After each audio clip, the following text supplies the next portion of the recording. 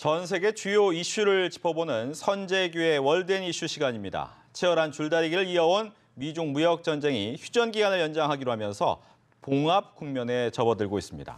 최종 담판이 이뤄질 미중 정상회담에서 과연 무역 갈등의 종지부를 찍을 수 있을지 주목되는데요. 선재규 연합인포맥스 선임 기자와 함께 자세한 이야기 나눠봅니다. 어서 오세요. 네, 안녕하세요. 네. 그동안 우리나라뿐만 아니라 세계 경제를 뒤흔들어 왔던 미중 무역 분쟁이 종착역을 향해 달려가고 있다. 이렇게 봐도 되겠습니까? 네, 일단 미국 무역 대표도 지난주에 미국 의회 출석해서 잠정적인 합의를 했다. 그리고 이제 특히 핵심이 이행 방안 그 합의인데 거기도 좀 뭔가 의견이 접근했다고 그렇게 보고를 했습니다. 만약에 아니었으면 지난 2일부터 그 중국 제품 2천억 달러어치에 대해서 이제 관세율이 10%에서 25%로 올라갈 뻔했는데 네. 일단 유예를 했습니다. 트럼프 대통령도 지난번 그 하노이 때 그 이제 합의 안 되고 나서 나오면서 그런데 나는 언제든지 걸어 나올 수 있다. 그러니까 중국과도 합의가 안 된다면 그렇게 하겠다. 계속 압박을 하는데 일단 정치적으로 조금 이렇게 좀 휴전 좀 이렇게 합의되는 쪽으로 가는 것 같습니다. 네. 그런데 이번 합의가 근본적 합의가 되지 못할 것이다. 어쩔 수 없이 미중 패권 경쟁에 바탕을 두고 있기 때문에 네. 장기전으로 갈 것이다. 이런 관측이 나오고 있어요. 그런 분석들이 많습니다. 미국 전문가들도 이게 지금 미국이 중국하고 합의를 해도 중국이 어떤 그 개혁 약속을 제대로 이행하지 않을 거란 그런 생각을 갖고 있을 거란 겁니다. 중국 역시 그 자기네 산업이라든가 경제 정책 자체가 바꿀 그런 의향이 없기 때문에 이번에 정치적으로 합의를 해도 장기적으로 계속 이렇게 티격태격할 수밖에 없다는 게 이제 코넬 대학 교수의 그 분석이고요. 미국의 국제금융협회라는 데가 있는데 이제 월가 은행들의 모임인데 여기도 트럼프 대통령이 재선 때문에 정치적인 합의는 할 거다. 하지만 근본적인 갈등 해결보다는 어떤 적당한 수준에서 덮지 않겠느냐. 그 중국 통상 관계자도 관세 전쟁은 멎을 거다.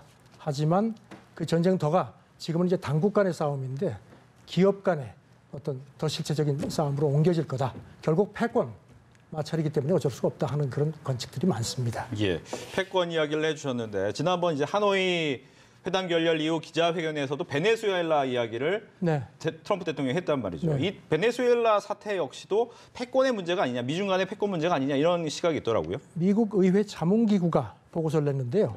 그 여러 가지 중국으로부터의 압박, 그 어떤 위협이 있지만 1대1로 프로젝트가 제일 크다는 겁니다.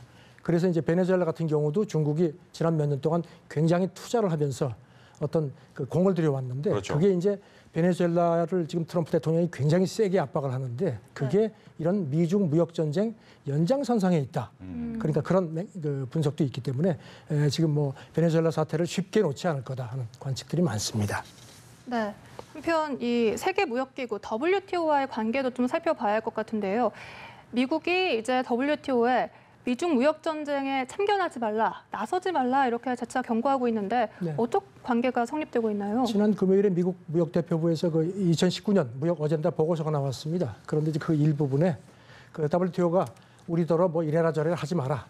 관세 어쩌고 저쩌고 하는데 간섭하지 마라. 우리는 독립국가다. 그리고 또 어떤 정책이 제네바 이제 그 WTO 본부가 있죠. 거기서 결정되는 게 아니고 워싱턴에서 결정하는 거다.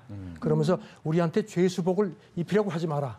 이렇게 큰 소리를 미국 쪽에서 쳤는데 실상 그 WTO에서는 그 중국하고 그 밀하고 쌀 분쟁이 미국하고 있었는데요. 이건 미국이 제소를 했습니다. 그런데 WTO 분쟁기구는 1심에서 미국 편을 들었습니다.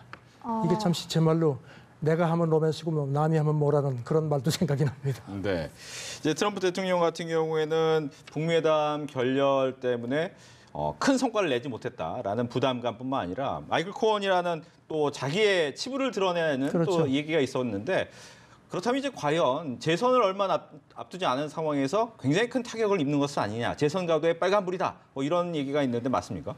화가 잔뜩 난 것 같습니다. 그 지난 토요일에 트윗을 무려 5개를 한꺼번에 날렸습니다. 그러면서 마녀 사냥이다. 그러면서 정말 사상 유례 없는 대규모 위증을 했다. 아주 그냥 코온 그 의회 증언에 대해서 아주 강하게 반발을 했습니다. 미국 더힐이라는 그 의회 매체가 있는데요. 조사를 해보니까 코온의 그 지난번 그 하원 증언에 대해서 신뢰한다는 비율이 신뢰하지 않는다는 비율보다 높게는 나왔습니다. 하지만 그 비율이 얼마 안 돼서 이제 더힐 분석은 물론 트럼프한테 불리하지만 지금 상황을 보면은 게임 체인저, 그러니까 상황을 뒤엎을 만한 그 정도까지는 가지 않을 거다 하는데 오는 6일에 또 이제 청문회가 또 있거든요. 그렇죠. 그래서 지금 뭐 트럼프 입장에서는 이렇게 마음을 놓을 수 없는 상황입니다. 네. 게임 체인저는 되지 못할 것이다. 이런 트럼프 대통령의 자신감인 것 같은데 한편 미국과 일본의 무역 협상도 살펴보면 이제 미국이 일본과의 무역 협상을 좀 더 서두르는 모습을 보이고 있습니다. 왜 그런가요? 네, 미국 무역 대표가 하원에 보고하면서 좀 빨리 좀 이제 시작을 하겠다. 그러면서 이달 중에라도 일본에 가려고 한다는 얘기를 했는데 일본은 지금 미국하고 중국이 지금 그 무역 협상 때문에 지금 워싱턴이 별 여유가 없을 거라고 보고 네. 한 4월이나 5월쯤이나 돼야지 자기들하고 무역 협상을 하지 않겠느냐는 생각을 한 모양인데 네. 좀 당황하는 모습입니다. 그런데 이 미국 무역 대표도 그 미국이 빠지고 호주하고 이제 일본이 주도해서 새로운 그 환태평양 경제동반자 협정을 발효를 시켰죠. 예. 네. 이것 때문에 미국 농산물의 일본 수출이 상당히 불리해졌다. 그래서 좀 우리가 좀 서둘러야 된다. 그러면서 또 거기다가 환율 문제도 짚겠다. 그러니까 일본은 지금 아주 뭐 굉장히 지금 첩첩산중이 됐습니다. 예. 보면 트럼프 대통령 같은 경우에는 자국 이익을 가장 앞세우기 때문에 뭐 네. 중국과의 무역 협정, 일본과의 무역 협정뿐만 아니라 이제는 환율 문제도 전 아시아적으로 좀 들이대겠다 이런 얘기를 계속해서 얘기를 하네요. 네, 미국에서 계속 그 얘기가 나오는데요. 트럼프도 나도 강한 달러를 원한다. 하지만 지금 너무 강하다. 네. 이렇게 되면은 미국 기업들이 손해를 수출해서 상당히 손해를 본다. 하면서 이제 그런데 지금 그 미국 중앙은행에 아주 매우 강한 달러를 좋아하는 신사가 한 분 있다.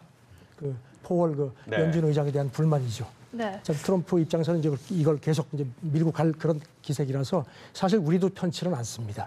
네, 알겠습니다. 오늘 말씀 고맙습니다. 지금까지 국제뉴스 전문 선재규 연합인포맥스 선임 기자와 함께 얘기 나눠봤습니다. 오늘 말씀 고맙습니다. 네, 감사합니다.